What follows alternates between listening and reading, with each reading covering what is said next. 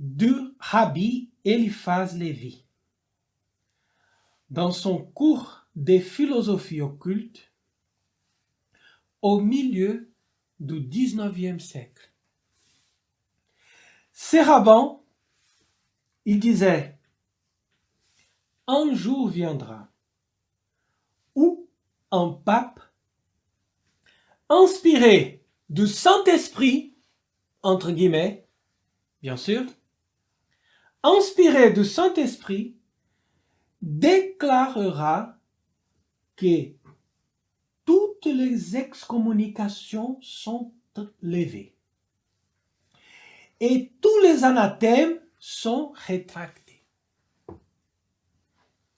voyez, ça c'est le grand mot de passe de Jean 23.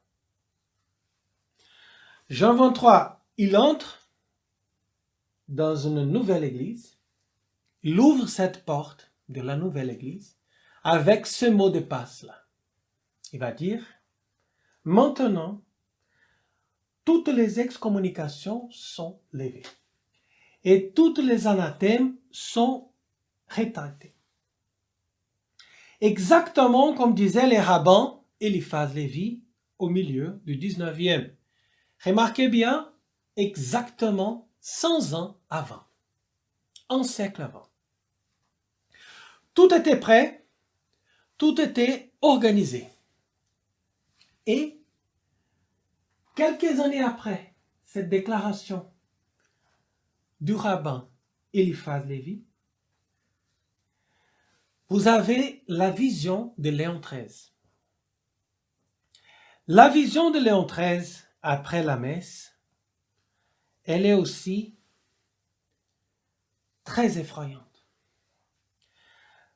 Puisqu'à ce moment-là, Léon XIII, un pape qui a vécu des difficultés et d'opposition, qui vous savez qui étaient vraiment énormes à ce moment-là, au 19e, partout, il savait qu'il avait une opposition tellement grande contre l'Église catholique, et c'est sûr et certain qu'il pensait toujours à ça, qu'il pensait au destin de l'Église, qu'il priait pour le destin de l'Église. Et à ce moment-là, il voit que la permission de Dieu va donner vraiment entrée aux ennemis au milieu même du sanctuaire. Et c'est pour ça que quand on prie l'exorcisme de Léon XIII, on va lire Cathedra Veritatis. Gardez bien le mot Cathedra Veritatis, c'est-à-dire la chair de la vérité.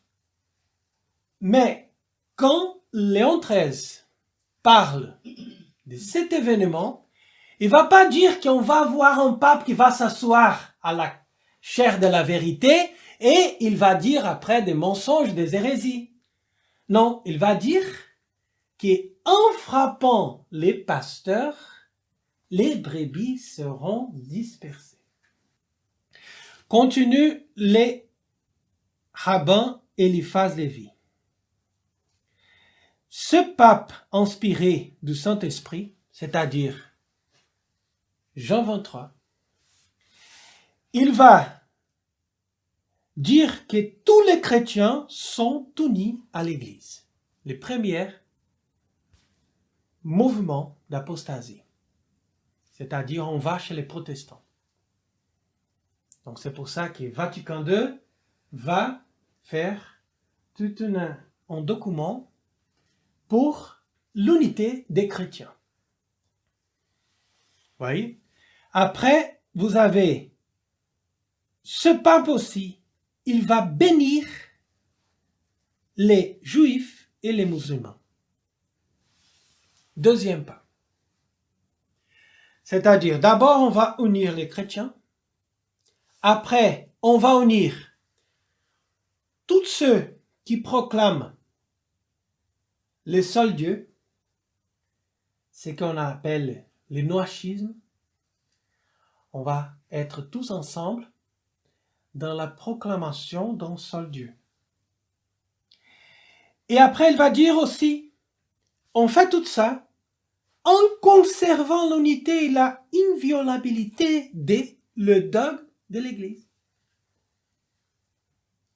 Donc, vous voyez, le piège est complet.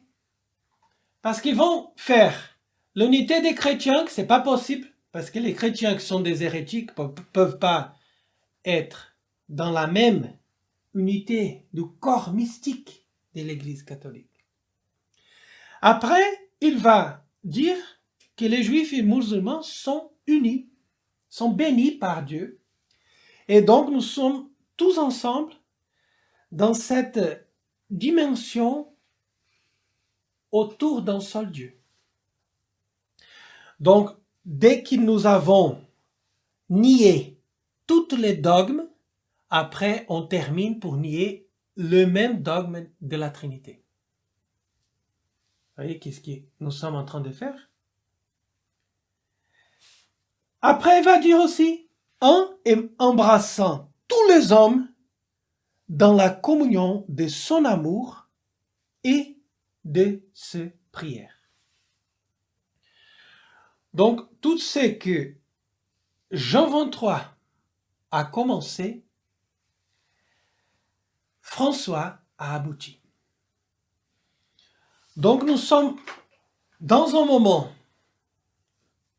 vraiment privilégié, puisque nous avons déjà une histoire, toute une marche qui va pendant 60 ans nous montrer exactement comment ça commence et comment ça va terminer.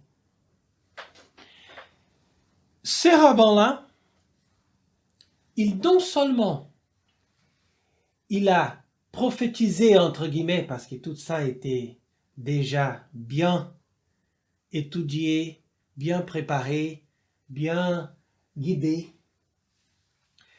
mais il a montré même les pas, chaque degré, chaque pas qu'il devrait faire. En commençant par l'unité des chrétiens, en passant aussi par cette idée d'un Dieu unique entre tous qui professent la foi d'Abraham, on peut dire, entre guillemets. Donc pour eux, la foi d'Abraham, c'est que ça, un Dieu unique. On n'a pas besoin de Jésus-Christ. D'abord, on nie l'Église, parce que tous les chrétiens sont fidèles à Dieu, donc l'Église catholique, elle est rien. Deuxième pas, on nie Jésus-Christ, puisque les Juifs et les musulmans ne confessent pas la divinité de Christ, mais c'est pas grave.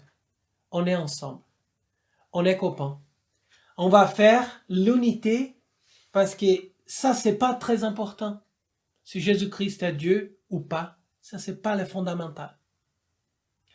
Et le troisième pas, on va nier la religion et les dogmes de la Trinité pour complet. C'est-à-dire qu'il va embrasser tous les hommes dans une communion d'amour et de prière.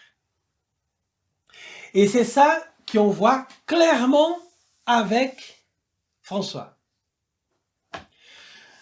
Si vous voulez, on peut dire que tous les papes conciliaires, ils pourraient faire les mêmes choses, ils pourraient dire les mêmes choses que François est en train de faire et en train de dire. La seule différence, c'est que avant, ils avaient beaucoup plus de soin de faire des choses d'une façon discrète, mais avec la même mentalité. Aujourd'hui, toutes ces choses-là sont faites d'une façon ouverte, claire et bien définie, avec tous les mots précis, toutes les paroles les plus ouvertes possible.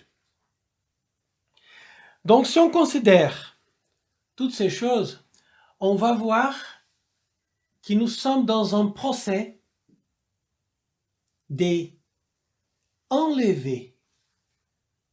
toute l'œuvre du Saint-Esprit qui était faite pendant 2000 ans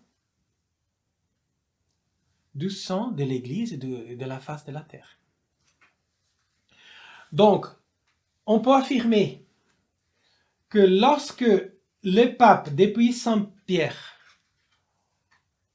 ils ont eu les soucis de guider l'Église catholique